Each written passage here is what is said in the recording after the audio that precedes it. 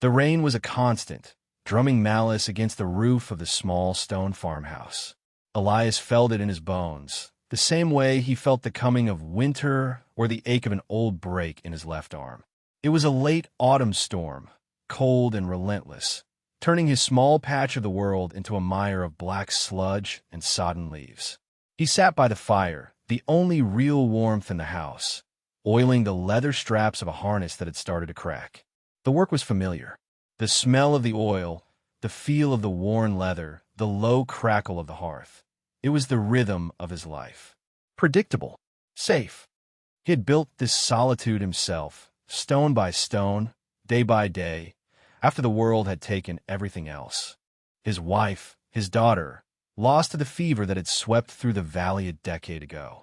He'd left the village after that, unable to bear the sympathetic glances, the empty spaces where his family should have been. He'd come here, to the edge of the known territories, where the wilds began and men were scarce. He'd raised the stone walls of the house with his own hands, cleared the fields, and built a fence not to keep things in, but to mark a boundary. This far and no farther. This was his world. Everything outside of it was just noise. The harness leather grew supple under his calloused fingers. The fire cast long, dancing shadows that made the single room seem larger than it was.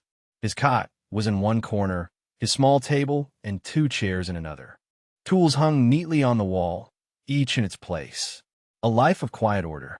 A life designed to prevent any more surprises. That was when he heard it. It wasn't the storm. It was a sound that didn't belong, a heavy, scraping thud against the outer gate. Elias froze, his hands still on the leather. He listened. The wind howled, and the rain beat down, trying to swallow the sound. But there was again, a groan, not of wood, but of something alive. He set the harness aside, his heart suddenly a cold, heavy stone in his chest. No one came to his farm. Traders kept to the main roads miles to the south. Hunters knew to give his land a wide berth. He moved to the single, thick-shuttered window and slid the bolt.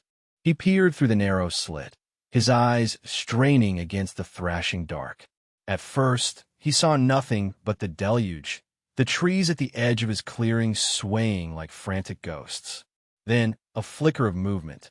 A shape, large and dark, slumped against the heavy oak gate he'd built to withstand a battering ram. He squinted. It was big, too big to be a man, and it wasn't alone. 2 other figures huddled behind it, barely visible in the gloom. He couldn't make out details, only the menacing, hulking silhouettes that his mind immediately supplied a name for. Orcs. A cold dread, sharp and familiar, coiled in his gut. He'd seen orcs before, years ago, during the border skirmishes. He'd seen what they did to farmsteads that were too slow, too weak. He slid the shutter closed, the wood thudding home with a note of finality. He bolted it. His gaze swept the room, the axe by the hearth, the hunting bow on the wall, pathetic defenses against 3 orcs. His world, so carefully constructed, was about to be torn apart. He waited, his breath held tight in his chest. He expected the gate to splinter. He expected a war cry to cut through the storm. He expected the savage, brutal, and he had always quietly known might come one day. Instead, he heard a voice. It was low and guttural, strained with effort, but it was undeniably female. It carried over the wind a raw thread of sound. "Please, he's inside. I can smell the smoke." Another voice, weaker, rasped a reply he couldn't catch. Elias pressed his ear to the thick wood of the door. He could feel the vibration of another thud against the gate, but it was weak, desperate, the slump of a body giving up. Silence followed, save for the storm. For a long minute, he thought they had gone, moved on, or died. He wasn't sure which he preferred. He remained frozen, a statue of indecision, his hand hovering near the iron bolt of his door. To open it was madness. To leave him out there. He thought of his daughter, her small body racked with fever, her breath growing shallow in the night. He had been helpless then, utterly, uselessly helpless. The memory was a sharp, unexpected pain. Against every instinct for self-preservation he had honed for a decade, he unbolted the door. He didn't open it, not yet. He just stood there, his knuckles white on the cold iron latch, the barrier between his safe world and the storm-racked unknown now just a simple mechanical motion away. He heard a soft whisper, so close to the door it must have been right on his threshold. "We'll leave before sunrise, I promise." The voice was rough, like gravel dragged over stone, but it held a desperate clarity. A promise made by a stranger in the dark. A promise he had no reason to believe. He thought of the gate, the heavy oaken barrier he kept locked and barred. He never unlocked the gate for anyone. But this was not the gate. This was his door, clear his throat. Slowly, deliberately, he lifted the latch. He pulled the heavy door inward just enough to see. The one who had spoken was massive, an orc woman whose size alone was a threat. She was leaning heavily against the doorframe, her face a mask of hard planes and grim exhaustion. Rain streamed from her black hair, which was braided with small bones and metal rings. A deep, ugly gash ran from her temple down her cheek, weeping blood that mingled with the rain. Her armor, a mix of heavy leather and dark iron plates, was battered and rent in several places. In one hand, she clutched a brutal-looking axe, its head stained dark. But her eyes, deep-set and fiercely intelligent, were locked on his. They were filled not with aggression, but with a desperate, exhausted plea. Behind her, two other orc women were supporting a third between them. This one, another female, was unconscious, her head lolling, a crude bandage on her thigh soaked through with black blood. The two supporting her were younger, their faces a mixture of fear and fierce defiance as they stared at him from the teeming darkness. The leader's gaze flickered from his face down to his hands, then back up. She saw his fear. He knew she did. She could have pushed past him, taken what she wanted. He was one man, old before his time, and she was a warrior, even wounded. "He's a human," one of the younger orcs hissed, her voice sharp with suspicion. The leader ignored her. Her focus remained entirely on Elias. She didn't move. She just waited, letting him make the choice, letting him see the state of them. Hunted, wounded, dying. Elias looked at the unconscious orc, at the dark blood pooling on the ground. He looked back at the leader, at the exhaustion etched into the hard lines of her face. He saw not a monster from a story, but a person at the end of her rope. He thought of his quiet, empty house. He thought of the lock gate. He stepped back and pulled the door wider. He didn't say a word. He didn't need to. The leader gave a short, sharp nod, a gesture of profound relief. She and the other two practically dragged their wounded companion inside, their movements clumsy with exhaustion. They collapsed onto the floor by the hearth, a heap of wet leather, cold iron, and labored breathing. The smell of wet pine, cold mud, and the sharp, metallic tang of blood filled his small home, displacing the familiar scent of wood smoke and oil. Elias closed the door, the sound echoing with a grim finality. He slid the heavy bolt back into place. His world was no longer his own. The leader watched him, her hand never leaving the haft of her axe. "My name is Graka," she said, her voice a low rumble. "These are Ulka and Zira. The wounded one is Mara." Elias just nodded, his throat too tight to speak. He moved to the hearth and added another log to the fire. The flames leaped up, casting the three orcs in flickering, hellish light. Their green-gray skin was slick with rain, their tusks, smaller than a male's but still sharp, jutted from their lower lips. They were everything he had been taught to fear. "What?" Graka asked, her voice sharp and suspicious. Elias didn't look at her. He stared into the fire. "The leg," he said, his own voice sounding rusty and unused. "If it's not clean, she'll die." He saw Graka exchange a look with Ulka. It was a look of pure disbelief. They had expected a fight, a demand, a trap. They had not expected this quiet, practical statement. "Lady, if I had tricks, I wouldn't live like this," he muttered, gesturing vaguely at the Spartan room. It was the driest, most bitter piece of humor he'd managed in years, and it fell into the tense silence with a thud. He moved to the small chest where he kept his meager supplies. He pulled out clean rags, the jar of bitter-smelling poultice his wife had taught him to make from yarrow and moss, and a skin of grain alcohol. He set them down on the floor, a careful distance from the orcs. "For the wound," he said, and retreated to his side of the room. Graka watched him, her eyes narrowed. She was like a cornered wolf, ready to lash out at the slightest sign of threat. He could see the calculation in her gaze. He wasn't a threat. He was a farmer, a weak, solitary man. But kindness from a human was more suspicious than a drawn sword. Zira, the younger one, edged toward the supplies, her eyes darting between Elias and her leader. Graka gave another curt nod. Zira snatched the items and scrambled back to Mara's side. With Ulka's help, they cut away the ruined legging. Elias turned away, giving them what privacy he could.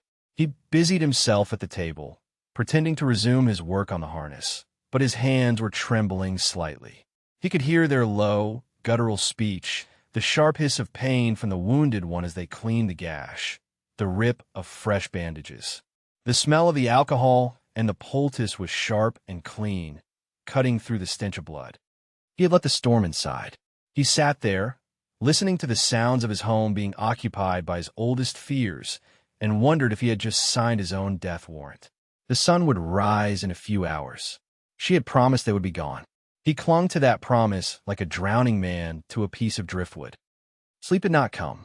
Elias sat in his chair, the harness forgotten in his lap, and watched the fire die down to embers. The storm outside had lessened to a steady drizzle. Inside, the breathing of the 4 orcs filled the silence. Mara, the wounded one, had fallen into a feverish, restless sleep after they had tended to her leg. The other 3 slept in a defensive circle around her, their weapons within easy reach. Even in exhaustion, they were warriors. Graka did not sleep. She sat with her back against the wall, facing the door, her massive axe resting across her knees. Every time Elias shifted, her eyes snapped open, pinning him in the gloom. He was a guest in his own house. No, a jailer, or a prisoner. He wasn't sure which. The first hint of gray dawn filtered through the cracks in the shutter. Sunrise. The promise. Elias watched Graka. She looked at the wounded orc, whose breathing was ragged and shallow. She looked at the door. Then she looked at him. Her expression was like granite, unreadable. He saw the conflict in her, the pull between her word and the reality of her follower's condition. Mara couldn't be moved. Not like this. He stood up, his joints protesting. He moved to the hearth and stirred the embers, adding small pieces of kindling. The fire caught, and he placed a larger log on top. He filled his kettle with water from the bucket by the door and set it on the hook over the flames. He did not look at them. He just performed the simple tasks of his morning. He felt her eyes on him, heavy and questioning. The promise lay broken between them, a silent casualty of the night. He could have demanded they leave. He could have pointed to the door and reminded her of her word. It was his house, his right. Instead, he scooped some dried oats into 2 bowls. When the water was hot, he poured it over the oats, the steam rising in the cool morning air. He took 1 bowl and sat at his table. He pushed the other bowl, along with a spoon, toward the hearth. "Eat," he said, not to anyone in particular. He ate his own meager breakfast, his gaze fixed on the worn grain of the wooden table. He heard a soft shuffling. When he dared to glance up, he saw Graka holding the bowl. She wasn't eating. She was watching him, her expression a complex mixture of suspicion and something else, something he couldn't name. She dipped the spoon into the gruel and brought it to the lips of Ulka, who had just awoken. Ulka took a mouthful, then another. Graka then passed the bowl to Zira. Only when her warriors had eaten did she take a small amount for herself. A leader first, even now. Days began to fall into a strange, new rhythm. The promise of leaving before sunrise was never spoken of again. It hung in the air, a debt that could not be paid. Mara's fever rose, then broke, then rose again. She was too weak to travel. Elias knew it, and they knew he knew it, so they stayed. An unspoken truce settled over the small farmstead. They were a threat he had willingly sheltered, and he was a mystery they couldn't solve. He went about his daily chores, chopping wood, tending to his small flock of chickens, mending the fence where the storm had damaged it. At first, they just watched him from the doorway, 3 silent, green-skinned sentinels. Then, one morning, he came out to find his woodpile, which had been dwindling, was now stacked high with freshly split logs. His axe, which he had left embedded in the chopping block, was leaning against the pile, its edge sharper than he'd been able to get it in years. He looked toward the house. Olka was standing there, her muscular arms crossed over her chest. She gave him a slight, almost imperceptible nod before turning back inside. It was the beginning. The next day, he found the wobbly leg on his workbench had been secured with a new, perfectly fitted wooden brace. The day after, a section of leaky thatch on the roof of the chicken coop was patched with woven reeds, tight and waterproof. They never spoke of it. The work was just done, a silent conversation in labor and craft. They were repaying their debt, not with coin, but with the work of their hands.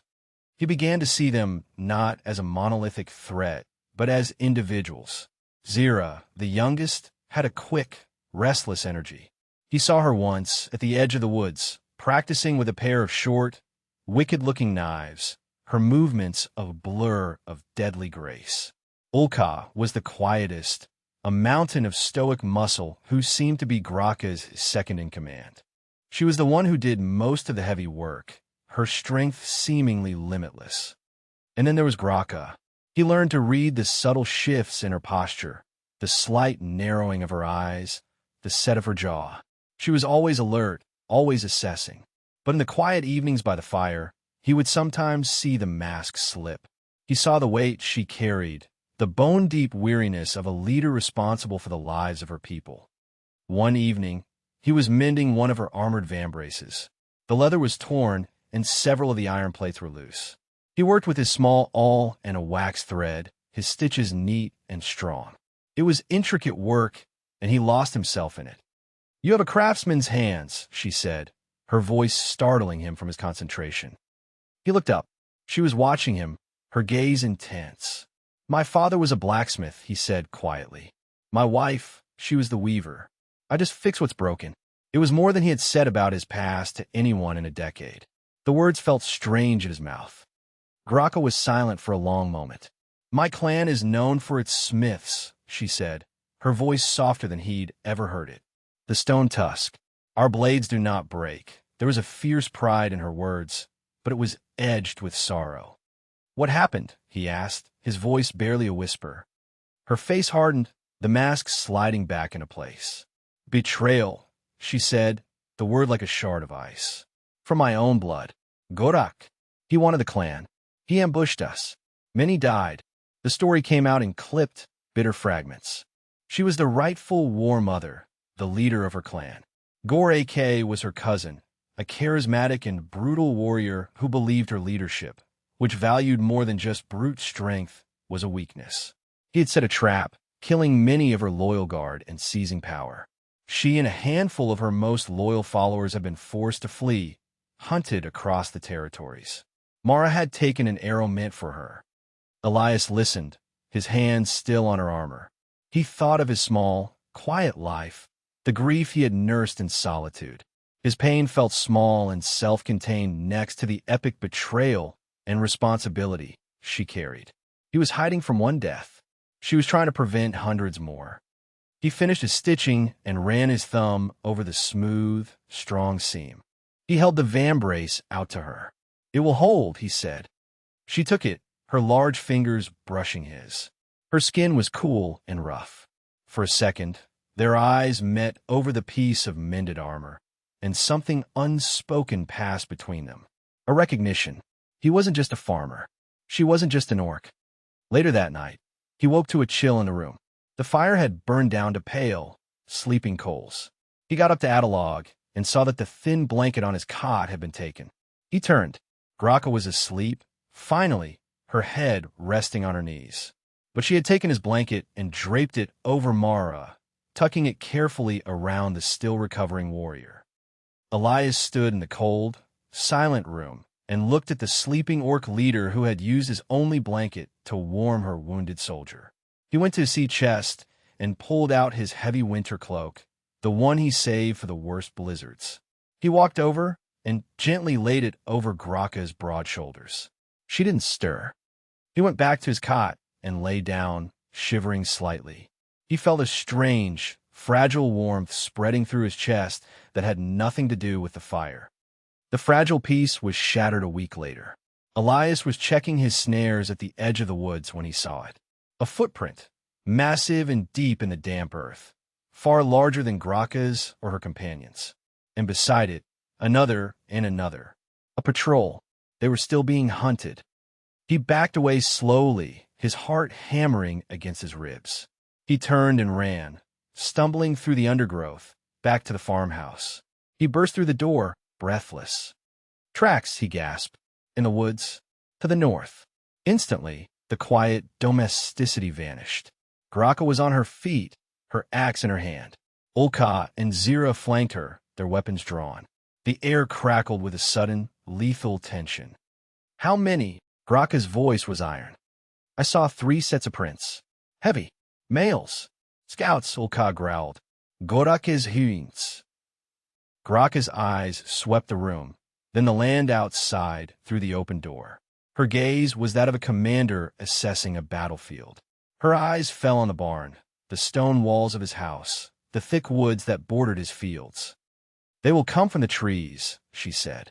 "They will think to use the woods for cover and rush the house." "The ground there is soft," Elias said, his mind racing, moving from fear to practical thought. "Near the creek bed. It turns to mud in the rain. Slow going." Graka looked at him, a new light in her eyes. She had seen him as a caregiver, a craftsman. Now she was seeing something else, a man who knew his land. "Zira," she commanded the roof. "You have the eyes. Ulka with me. We meet them in the open. We don't let them reach the house." She looked at Elias. There was no order in her gaze, only a question. "The barn," he said, pointing.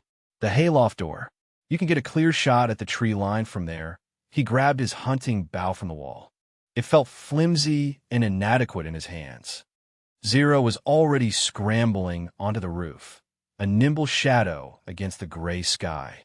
Graka and Ulka moved out, not toward the trees, but toward the side of the house, using the stone wall as cover. They moved with a fluid, predatory grace that made the hair on his arms stand up. Elias ran for the barn. He climbed the ladder to the hayloft, his heart pounding. He pushed open the loft door and peered out. The air was cold and still. He knocked an arrow, his hands slick with sweat. He was a farmer. He hunted rabbits, not orcs. He saw them a moment later. 3 massive orc males, clad in crude iron and furs, moving out of the trees. They carried heavy, cleaver-like swords and wore expressions of brutish confidence. They were heading right for the spot he'd told Graka about.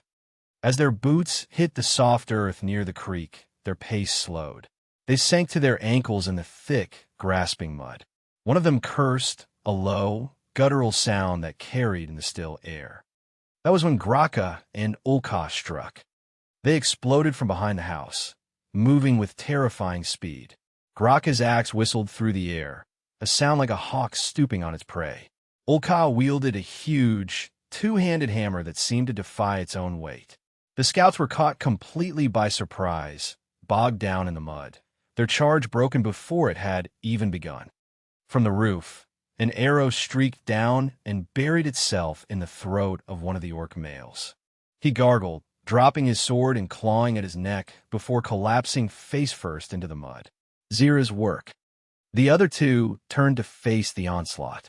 One met Graka's charge. There was a brutal clang of iron on iron, a shower of sparks. The scout was large, but Graka was faster, more skilled. She ducked under a wild swing and drove the spike on the back of her axe into his thigh. He roared in pain and stumbled. The 3rd scout swung his massive cleaver at Ulka. She met the blow not with her hammer, but with the thick, iron-bound haft, deflecting the blade. With her other hand, she punched him squarely in the jaw. The sound was like a rock splitting, and the orc staggered back, dazed. Ulka didn't hesitate. She brought her hammer around in a devastating arc that connected with his chest. There was a sickening crunch of breaking bone, and he crumpled to the ground. The one fighting Graka, seeing his companions fall, tried to turn and flee. He slipped in the mud, and Graka was on him. Her axe came down once, a final, definitive motion. And then silence. It had taken less than a minute. Elias stood in the hayloft, his bow still raised, the arrow unnocked. He hadn't fired a shot. He had just watched. Watched these women dismantle 3 warriors who could have torn him limb from limb without breaking a sweat. Graka stood over the last body, her chest heaving. She looked up, her gaze finding him in the hayloft door. Then she looked at the woods, her expression grim. "This was just the first wave," she said, her voice carrying across the field. "Gore AK will know we are here now. He will come himself." The victory felt hollow. It was not an end. It was a prelude. They had won the skirmish, but in doing so, they had lit a beacon for the war to follow. Elias looked at the bodies lying in his field. He looked at his small stone house, his barn, his neatly stacked woodpile, his sanctuary, his quiet, ordered world. It was already gone. It had been gone the moment he opened the door. They dragged the bodies into the woods. A grim, silent task. Elias helped, his stomach churning. He had never touched a dead orc before. Their skin was coarse, their weight immense. When it was done, he returned to the house and scrubbed his hands raw in the bucket of water. The atmosphere in the small house was thick with unspoken dread. Mara, who was now strong enough to sit up by the fire, watched them with wide, fearful eyes. She had heard the sounds of the fight. She knew what it meant. "We should have left," Zira said bitterly, cleaning her knives with a piece of oiled cloth. "We have brought his doom down on this place." She didn't look at Elias, but the words were for him. "We had no choice," Ulkas said, her voice a low rumble. And he had his. Graka stood by the window, staring out at the darkening fields. Her shoulders were slumped, not with defeat, but with the crushing weight of what was to come. She had led her enemies to this man's door, a man who had shown them nothing but kindness. A kindness she could not repay, except with more violence. "They found one of the scouts," a new voice said. Elias spun around. A 5th orc stood in the doorway. He hadn't heard him approach. This one was old, his face a road map of scars, one tusk broken short. He was wiry and lean, not bulky like the scouts, and he wore the garb of a tracker. He gave a respectful nod to Graka. "Karn," she said, relief and dread warring in her voice. "You found us. And so has Gora." The old orc Karn replied grimly. "He found the body Zira left on the path. He knows you are here. He brings his whole war band. 50 warriors. They march now. They will be here by morning. 50. The word fell into the room like a stone. Elias felt the blood drain from his face. 50. His farm was not a fortress. It was a house. His bow, Graka's axe, it was nothing against 50. Karn's eyes fell on Elias, a flicker of surprise in their depths. "War mother," he said, his voice low and urgent. "Who is this human? Why are we lingering in his sty?" Before Graka could answer, Karn's gaze sharpened. He was looking past her at the small, crudely carved wooden bird that sat on the mantelpiece. It was a toy Elias had carved for his daughter, one of the few things he had kept. Karn stepped forward, his eyes wide. He reached out a trembling hand and picked it up. "I know this mark," he whispered, turning the bird over. On the bottom was Elias's father's smith mark, a simple triangle inside a circle, which Elias now used as his own. The circle Mountain Forge, the human smith who traded fairly with the clans a generation ago, the one who forged the ironwood axe for your father. He looked from the bird to Elias, his expression one of dawning, impossible realization. "You are his son." Graka stared at Elias, a storm of emotions crossing her face. Suspicion, wonder, confusion. The man who had mended her armor, who had given her his cloak, was the son of a human her clan remembered in their legends. A man of honor. Elias felt a profound, gut-wrenching twist of betrayal. Not from them, but for them. All this time, they had been building something. A fragile trust, a quiet respect. But it was all a lie. They hadn't seen him. Not really.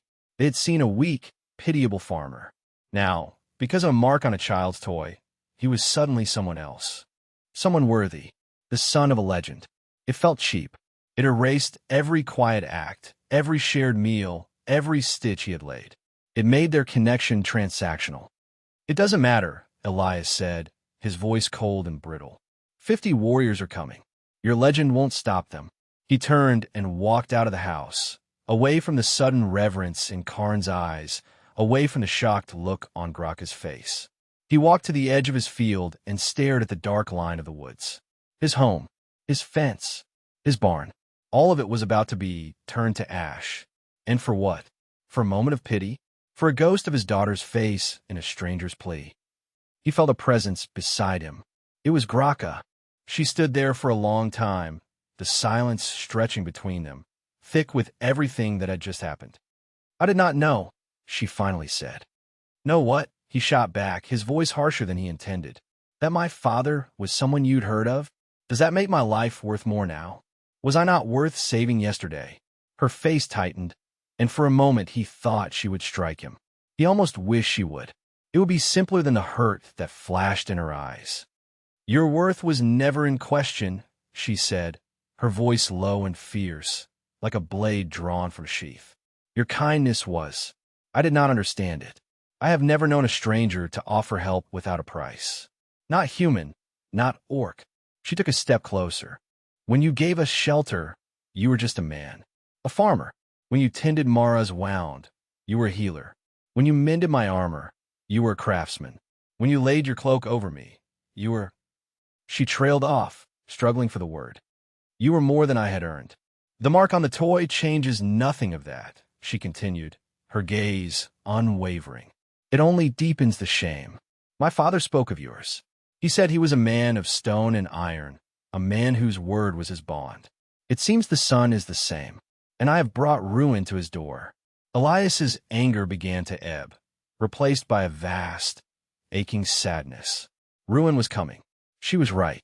He looked at his house, the small light glowing in the window. It had been a shell for 10 years. A tomb. These last few weeks, it had started to feel like a home again. What will you do? He asked. We fight, she said simply. We cannot outrun them now. We make our stand here. We sell our lives dearly. He looked at her, the war mother of the Stone Tusk clan. Proud, defiant, ready to die in his turnip field. It was madness. It was honor. It was everything he was not. The first light of dawn was breaking, painting the clouds in shades of gray and blood red. The air grew still. The birds fell silent. They were coming. From the trees at the edge of the field, they emerged, not in a rush, but in a slow, deliberate line. Orcs, dozens of them, clad in black iron, carrying heavy, brutal weapons. At their head was a warrior even larger than the others, his armor adorned with skulls, a massive, two-handed sword resting on his shoulder. Gorak. He stopped at the edge of the field and laughed, a deep, cruel sound that echoed in the morning quiet. Graka, he boomed. Hiding in a human's hovel? Have you fallen so far, cousin? Graka stood firm, her small band of 4 arrayed behind her in the open space between the house and the barn. 5 orcs and 1 human farmer against 50 warriors. The odds were not just poor, they were non-existent. Gora, Graka called back, her voice ringing with authority. Your claim is built on murder and lies. The clan will never follow a coward who strikes from the shadows. They follow strength, he roared. Something you have forgotten? Lay down your axe, and I will grant you a quick death. As for your human pet, Goreke's eyes, full of contempt, fell on Elias. We will make an example of him. The war band began to advance, a slow, inexorable tide of iron and violence. Elias, Graka said, her voice low, not turning to look at him. Go inside. Bar the door. This is not your fight. He looked at her, at the proud set of her shoulders. He looked at his house, which was about to become her tomb. He thought of his quiet, empty life, the long, lonely years. He had spent a decade running from death, hiding from it. Now it was on his doorstep, but for the first time in a long time, he was not alone. He looked at Goreke's arrogant sneer. He looked at Graka, preparing to die for her honor. He thought of the promise she had made, to leave by sunrise, and the choice he had made, to let her stay. The first wave of Goreke's warriors broke from the main group, charging with guttural war cries. In that moment, amidst the thunder of approaching boots and the certainty of death, Graka, turned to him. Her face was grim, but her eyes were clear. "Elias, son of Aaron," she said, her voice cutting across the clearing like iron breaking. It was a formal address, a declaration. "Your father was a friend to my people. You have proven to be a man of honor in your own right. I would see that honor joined to my clan." She held out her hand, not the one holding the axe, but her free hand. "Stand with me," she declared, her voice ringing for all to hear, a challenge to Gore, to her own traditions, to the world. "Stand with me, and if we survive this day, you'll have a place at my side. Not as a servant, as a partner. I offer you my name, my protection, my clan." It was a marriage proposal, a political alliance, a desperate plea. All of it, right there in the face of an army. The charging warriors slowed, confused by the sudden, bizarre declaration from their former leader. Goreke's face contorted in a mask of rage and disbelief. Elias looked at her outstretched hand. He saw the calluses, the scars, the strength. He saw the woman who had shared his food, who had used his blanket for her soldier, who was willing to die in his field. He thought of his empty life, his solitary existence. He could go inside. He could hide. He could probably survive. They might burn his farm, but they might leave him cowering in the root cellar. He could go back to being alone. Or he could take her hand. He looked past her, at the sneering face of Gorek, at the sea of warriors who saw him as nothing more than a bug to be crushed. He was a farmer, a quiet man, but he was the son of Aaron, and his father had not raised a coward. He stepped forward, his heart a steady, determined drum in his chest. But he did not take her hand. "No," he said. A flicker of hurt, of confusion, crossed her face. "Gorak leftalot." Elias met her gaze, his own unwavering. "I will not stand at your side, Graka, war mother of the stone tusk." He took another step, closing the distance between them until he stood shoulder to shoulder with her, facing the enemy. He held his flimsy hunting bow in one hand. "I will stand beside you," he said, his voice quiet but firm, meant only for her. "As an equal, or not at all." A slow smile spread across Graka's face. It transformed her, chasing away the grim mask of the warrior and revealing the woman beneath. It was the most beautiful thing he had ever seen. "Then stand," she whispered. She raised her axe. "For the stone tusk," she roared, her voice renewed with a fire that seemed to burn away all doubt. "For the stone tusk," echoed Ulka, Zira, and Karn. Goreke's face was purple with rage. "Kill them," he screamed. "Kill them all." The charge resumed, a wave of violence and fury. Elias raised his bow. His first arrow flew, not at a warrior, but at a hornet's nest the size of a pumpkin, hanging from a low branch Goreke's men were about to run under. The arrow struck true. A black, angry cloud erupted, and the orcs howled in pain and confusion as they were swarmed. It bought them seconds. Graka and Ulka met the charge head-on. Axes and hammers rose and fell. Zira and Karn flanked them, striking from the sides, a whirlwind of knives and practice strikes. Elias kept firing. He was not a warrior. He was a farmer. He knew his land. He aimed for ankles, for knees, for the small gaps in armor he had learned to spot from his mending work. Every arrow that found its mark was a warrior slowed, a charge disrupted, a moment of life bought for Graka and her kin. The battle was a blur of chaos and desperation. His barn caught fire, the flames leaping to the sky in a pillar of black smoke. Goreke himself strode into the fray, his massive sword carving a path toward Graka. Elias saw him coming, saw the opening. He dropped his bow and grabbed the one thing he had that might make a difference. He sprinted toward the fight, holding the oil pot from his workshop. He flung the contents, thick, slick lamp oil, onto the ground directly in Goreke's path. The usurper's heavy iron boots slid out from under him, and he went down with a surprised grunt. It was all the opening Graka needed. She spun, her axe a blur, and slammed it down onto Goreke's sword arm. The bone snapped with a sickening crack. Goreke screamed, a sound of pure agony and shock. The fight broke. Seeing their leader fall, his arm shattered, the warband faltered. They were mercenaries and opportunists, not zealots. Their morale evaporated. Karn let out a piercing cry, a call to rally, and suddenly, from the woods behind them, more orcs appeared. Loyalists, a dozen of them, who had been drawn by the sounds of battle, loyal to Graka's name. Goreke's remaining warriors threw down their weapons. It was over. Elias stood in the middle of the carnage, his chest heaving, his hands empty. His field was a wreck of bodies and discarded weapons. His barn was a roaring inferno. His house, his quiet, ordered world was gone. Graka walked over to him, leaning heavily on her axe. She was covered in blood, some of it hers. She looked at the burning barn, then at him. "You have lost your home," she said, her voice heavy with regret. "No," he said, looking at her, at the loyal warriors gathering around her, at the dawn of a new day. "I think I just found it." They left that afternoon, after the wounded were tended to and the prisoners secured. There was nothing left for Elias at the farm but ghosts and ashes. He packed a small bag with the few things that had survived the fire: his father's hammer, a whetstone, and the small wooden bird. As they walked away, he glanced back one last time at the smoking ruins of his former life. He felt a pang of loss, but it was a dull ache, not the sharp, hollowing grief he had known before. That old life had been a cage he had built for himself. Now, the cage was burned away. The journey to the stone-tusked stronghold in the mountains was long and arduous. Elias walked beside Graka, a strange, solitary human figure among a band of orc warriors. He faced suspicion and outright hostility from many of Graka's clan. He was an outlander, a soft-skinned human. They saw him as a weakness, a pet.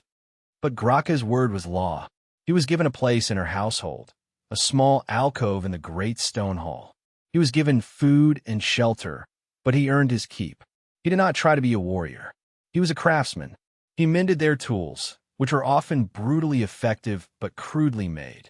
He sharpened their axes to a razor's edge they had never known. He used his knowledge of farming to help them plan crop rotations in their thin, mountain soil, showing them how to increase their yields. He built a small, efficient forge, using a design his father had taught him, one that burned hotter and used less fuel. Slowly, grudgingly, respect began to grow. They saw that his strength was not in his arm, but in his hands, in his quiet diligence, in his unshakable integrity. He never boasted. He never complained. He simply worked. He was Elias, son of Aaron, the human who made things that did not break. He was seen. One evening, months later, Graka came to his forge. She was preparing for a council meeting with the other clan leaders, a meeting to solidify her reclaimed power. She wore the ceremonial armor of the War Mother, intricate and heavy. One of the buckles on her pauldron was loose. "Can you fix this?" she asked, her voice soft. It was the same question she had asked all those months ago in his farmhouse. He took the pauldron and worked in silence, his hands steady and sure.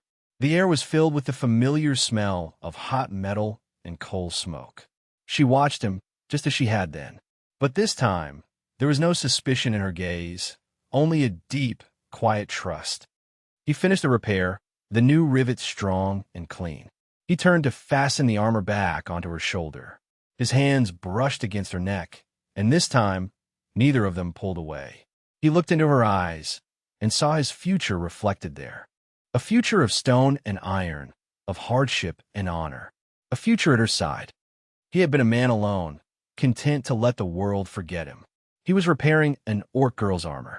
Then she whispered, "Go ahead, no, that wasn't right." That wasn't the moment. The moment was when she had offered him everything in the face of death, and he had chosen not just to accept, but to define the terms of his own worth. He had chosen to stand beside her, not behind her. He had lost a farm and found a world. And he knew, with a certainty that settled deep in his bones, that he would never be alone again.